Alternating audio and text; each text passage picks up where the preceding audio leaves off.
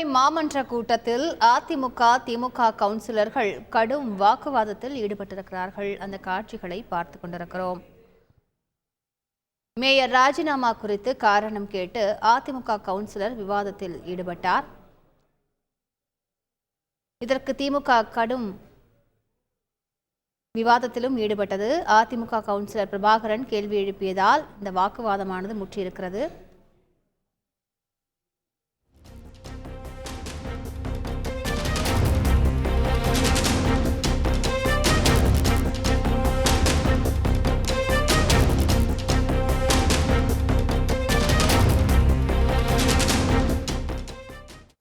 இது தொடர்பான கூடுதல் விவரங்களை செய்தியாளர் ஹரிதாஸ் கேட்கலாம். ஹரிதாசன், வணக்கம். ஹரிதாசன், இந்த வாக்குவாதம் தொடர்பான முழு விவரங்கள் என்ன? கோவை மாநகராட்சி மேயராக இருந்த கல்பனா ஆனந்தகுமார் கடந்த 3ஆம் தேதி அவரது பதவியை ராஜினாமா செய்தார். இந்த நிலையில் அந்த ராஜினாமா கடிதத்தை அவரது உதவியாளர் மூலமாக கோவை மாநகராட்சி மேயரிடம் ஒப்படைத்திருந்தார். அதில் குறிப்பிட்டுள்ளது என்றால் உடல்நிலை மற்றும் குடும்ப சூழல் காரணமாக ராஜினாமா செய்வதாக அறிவித்திருந்தார்.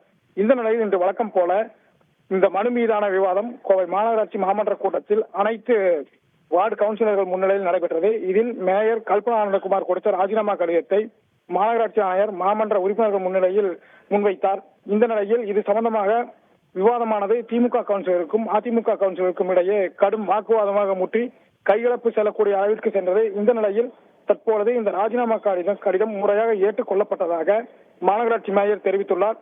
இருந்தபோதும் அதிமுக கவுன்சிலர்கள் கூறுகையில் கடந்த முறை சேமா வேலுசாமி ராஜினாமா செய்த போது காரணம் கூறப்பட்டதா என்பது குறித்து திமுக கவுன்சிலர்கள் கேள்வி எழுப்பினர். அதற்கு அதிமுக கவுன்சிலர்கள் கடும் வாக்குவாதத்தில் இருந்தனர். இதனால் கோவை மாநகராட்சி மாமன்ற கூட்டத்தில் கடும் அமளி ஏற்பட்டது. அதனைத் தொடர்ந்து ஏகமனதாக மேயர் கல்பனா ஆனந்தகுமாரின் ராஜினாமா கடிதமானது ஏற்றுக்கொள்ளப்பட்டது. இந்த நிலையில் இது குறித்து அதிமுக கவுன்சிலர்கள் கூறுகையில், அதாவது மேயர் ராஜினாமா கடிதம் ஏற்றுக்கொள்ளப்பட்டதாக கூறுகின்றனர். ஆனால் மேயர் என்னென்ன ஊழல் செய்தார், அந்த 2.5 ஆண்டுகளாக எந்தவித பணிகளும் நடைபெறவில்லை.